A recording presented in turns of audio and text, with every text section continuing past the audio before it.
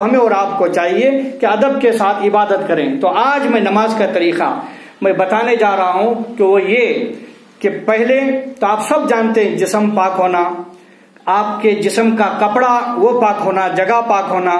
اس کے بعد ہم اور آپ مصلی پہ کھڑے ہوتے ہیں۔ اب بہت سارے لوگوں کو انی وجہت وجہ للذی فطر السماوات والارض حنیفا وما انا من المشرکین، یہ دعا ہے، مصلی پہ کھڑے ہونے کی دعا ہے۔ اگر یہ دعا نہ آتی ہو تو دل میں یہ نیت کر لیں کہ میں جمعہ کی نماز پڑھنے کے لیے کھڑا ہو گیا ہوں، تو بھی چل جاتا۔ یہ نیت کر لیں گے تو بھی چل جاتا۔ اب آپ کھڑے ہو گئے، اب کھڑے ہونے کے بعد مصلی پہ کھڑے ہو گئے، اب امام صاحب اللہ اکبر کہہ کے رکعت باندھیں گے تو ہاتھ کہاں تک اٹھانا کہ یہ آپ کے دونوں ہاتھوں کو کانوں کے قریب لے جانا، کانوں کے قریب لے جانا، اتنا سا۔ اور بہت سارے لوگ ایسے بھی کرتے ہیں، ایسے بھی کرتے ہیں، مگر حدیث میں دونوں ہیں۔ وہ کیسے؟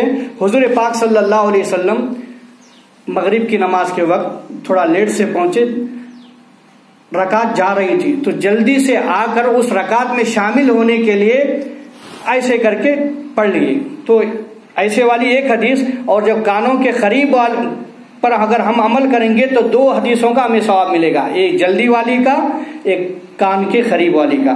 تو انشاءاللہ ہم مسجد میں آتے ہیں تو ثواب کمانے کے لیے آتے ہیں، تو ہم کیا کریں گے؟ دونوں حدیثوں پر عمل کر کے ثواب زیادہ کمائیں گے۔ انشاءاللہ کمائیں گے نا بھائی؟ انشاءاللہ کمائیں گے۔ تو ہم کیا کریں گے؟ دونوں ہاتھوں کے کانوں کے قریب لے جا کر رکعت باندھیں گے۔ اب رکعت باندھنے میں بھی بہت سارے لوگ غلط کرتے ہیں۔ کوئی لوگ ایسا باندھتے ہیں، کوئی ایسا پیٹ پہ باندھتے، کوئی ایسا باندھتے، جو اپنی مرضی آیا ویسے باندھتے، اور کچھ لوگوں کو معلوم ہی نہیں کہ کیسا باندھنا۔ تو ضرورت ہے ناف کے نیچے جو ہے ایسے باندھے، اور باندھنے سے پہلے اس ہاتھ کے ہتھیلی کو، ان تینوں انگلیوں کو اس طریقے سے جمائے رکھیں، اس طریقے سے جمائے رکھ کر یہ دونوں انگلیوں کو اس طریقے سے پکڑ لیں، یہ انگوٹھا اور یہ چھوٹی انگلی اس طریقے سے ہاتھ کو پکڑ لیں، ایسے جمائے رکھیں۔ اور نماز کی حالت میں آپ رکعت باندھ لیے، خدا نخواستہ شیطان آپ کو بہکا دیا، آپ کیا اچھوں کو بہکاتا شیطان، کیونکہ شیطان کا کام ہی ہے کہ انسان کو بہکانا، انسان کو عبادت کرنے سے بھٹکانا۔ قرآن میں ان الشیطان للانسان عدو مبین، شیطان انسان کا کھلا ہوا دشمن ہے، وہ چاہتا ہی نہیں کہ انسان عبادت کرے۔ تو آپ کے عبادت کرنے کی آپ جب بھی عبادت کریں گے تو شیطان کا کام ہے آپ کو بہکائے گا۔ آپ رکعت باندھ رہے، آپ کا دماغ مکان، دکان، کاروبار کی طرف جا رہا، تو علماء اسے کیا کہتے ہیں؟ آپ جو رکعت باندھیں اس کو اچھی طریقے سے زور سے اگر پکڑ لیں گے تو فوراً آپ کا دماغ ایک طرف آ جائے گا۔ اب نماز کے بعد آپ پریکٹس کر کے دیکھو، آپ رکعت ایسا باندھ کر دیکھو، نماز کی حالت نہیں، بغیر حالت میں، اور آپ کے دماغ کو آپ خود مکان، دکان کی طرف لے جاؤ، اور پھر اس ہاتھ کو زور سے پکڑو تو فوراً آپ کا دماغ ایک طرف ہو جائے گا۔ یہ علماء اس کا طریقہ بتائیں۔ تو میرے دوستو، جب آپ ایسا باندھ لیں گے، اب مسئلہ یہ کہ آپ دیکھنا کہاں، آپ کھڑے ہو گئے، اس کو قیام بولتے ہیں، نماز کی حالت میں جو کھڑے رہنا اس کو قیام بولتے ہیں۔ اب نگاہ کہاں رکھنا؟ بہت سارے لوگ بازو والے کو دیکھتے، ادھر دائیں بائیں کو دیکھتے، میرے بازو کون ٹھہرا۔ جب آپ اللہ کی بارگاہ میں کھڑے ہیں تو آپ کی توجہ صرف اسی کی طرف لگاؤ رہنا، کسی آزو بازو والی کی طرف آپ کی نگاہ نہیں جانا، صرف نگاہ وہاں جانا جہاں تمہارے سجدگاہ کی جگہ ہے، یعنی جہاں سجدے میں آپ سر رکھتے ہیں جہاں جگہ رکھی وہیں دیکھنا، آزو بازو کہیں دیکھنا نہیں۔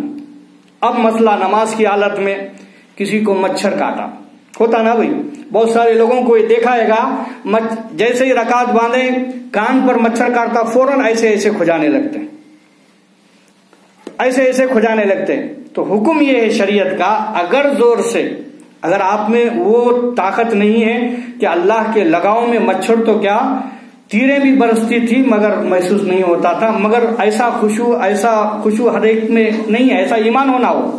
اچھا، علماء کیا فرماتے ہیں؟ اگر نماز کی حالت میں اگر آپ کو مچھر بھی کاٹ رہا ہو تو بار بار ایسے کھجانا نہیں، صرف ایک مرتبہ ایسے کرنا۔ کیا کرنا؟ اگر یہاں پہ مچھر اگر آپ کو کاٹ رہا ہے، ایک مرتبہ ایسے کرنا معاف، 2 مرتبہ کرنا معاف، तीसरी मर्तबा अगर आप करेंगे तो नमाज मकरूह होती, यानी नमाज का सवाब मिलता, नमाज तो हो जाती मगर उसका सवाब नहीं मिलता। 3 बार भी करेंगे तो चलता, चौथी बार अगर एक ही बार आप ऐसा बार बार अगर खुजाएंगे तो नमाज हो जाती मगर नमाज का सवाब नहीं मिलता। हम और आप जब नमाज सवाब कमाने के लिए हम और आप नमाज पढ़ते हैं तो ऐसा अमल क्यों करना जिसकी वजह से हमारी नमाज का सवाब ना मिले। तो हमें क्या करना चाहिए, अगर मच्छर भी अगर काटा है तो फौरन उसको बार बार ऐसे खुजाना नहीं, एक बार ऐसे कर देना। ये मसला मालूम हो गया। इंशाल्लाह हम और आप अमल करेंगे ना भाई, बोलो इंशाल्लाह जरूर अमल करेंगे। और निगाह सच जगह की तरफ रहना। अब रहा, अब इमाम साहब जो तिरात करेंगे, कोई जम सूरा पढ़ेंगे, आपको सिर्फ सुनना है। आपको सिर्फ क्या करना है, सुनना है। अब सुनने के बाद रुकू में गए।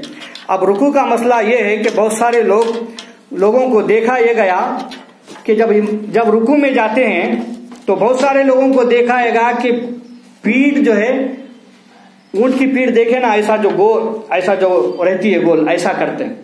मगर नमाज का ये तरीका नहीं कि नमाज की हालत में अगर आप रुकू करें तो आपकी पीठ एकदम ऐसी सीधी रहना, ऐसी सीधी।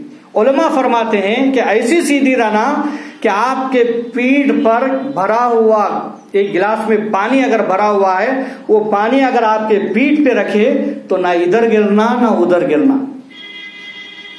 तो मतलब क्या, आप भरा हुआ पानी, गिलास में भरा हुआ पानी आपके पीठ में रखे तो वो पानी नहीं गिरना। तो ऐसा सीधी पीठ करना। तो सीधी पीठ करने के लिए ये पैरों को भी सीधा करना और आपके हाथ के जो हथेलियां हैं घुटनों को ऐसे पकड़े रखना। ये समझो, ये घुटना समझो, इसको ऐसे पकड़ना, पकड़कर आपकी पीठ को सीधा करना और निगाह दोनों पैरों के बीच में रखना। सुबहान रब्बिल अज़ीम, सुबहान रब्बिल अज़ीम, सुबहान रब्बिल अज़ीम। जब तक इमाम साहब रुकू करते रहेंगे आप वो पढ़ते रहना। निगाह कहाँ रखना, दोनों पैरों के बीच में। अब उसके बाद फिर इमाम साहब समी अल्लाहु लिमन हमीदा कहेंगे। उसके बाद फिर जब सजदे में जाएंगे, सजदा, ये इसमें बहुत सारे लोगों को गलती होती, वो मैं बताना ये चाहता हूं कि सजदा कैसा करना।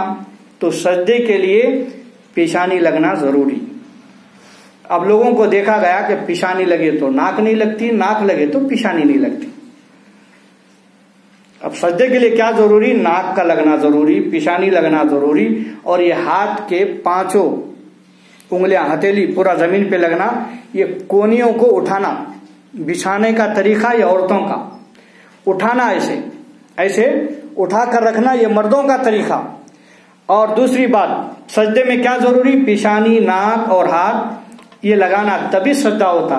नाक लगाए पेशानी नहीं लगाए तो सजदा नहीं, पेशानी लगाए नाक नहीं लगाए तो भी सजदा नहीं। तो सजदे के लिए नाक, पेशानी और हाथ। उसके बाद पैरों के ये जो 4-5 उंगलियां हैं वो जमीन को अच्छी तरीके से लगाए रखना। अब समझो ये जमीन है, ऐसे लगाना पैरों की उंगलियों को भी। बहुत सारे लोगों को देखा गया सजदे की हालत में पेशानी लगाते हैं, नाक लगाते हैं, हाथ को उठाए रखते हैं, मगर पैरों को भी उठाते हैं ऐसे, तो भी सजदा नहीं होता। इसलिए सजदे के लिए पैरों के उंगलियों का भी जमीन पर लगना जरूरी।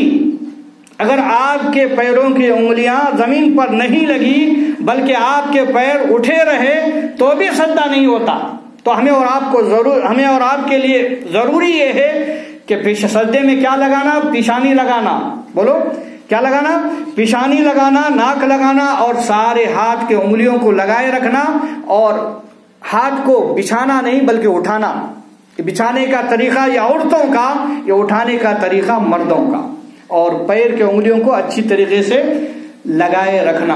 अगर अब तक अगर आप करते हैं तो भूल जाएं कि अल्लाह गफूरुर रहीम है, माफ करने वाला है। इंशाअल्लाह आपके इस खता को माफ कर देगा। मगर जरूरी यह है कि अगर कोई भाई ऐसी अगर गलती करता है तो उसकी इस्लाह भी करना, उसको बताना, अरे भाई ऐसा ऐसा ये जुमा सुना था, मैं इस मस्जिद में सुना था, आप भी इस पर अमल करो। अकेले में बुलाकर उसको समझाना तो आपको भी सवाब मिलेगा। वो जब तक वो नमाज पढ़ते रहेगा उसका सवाब आपको जरूर ملتے رہیں گا۔ تو ہمیں اور آپ کو چاہیے کہ نماز کی حالت میں خشوع اور خضوع کے ساتھ نماز پڑھیں، ہمارا دھیان صرف اور صرف اسی کی طرف لگا رہیں جس کی ہم عبادت کرنے کے لیے آئے ہیں۔ کس کی عبادت کرنے کے لیے؟ اللہ کی عبادت کرنے کے لیے۔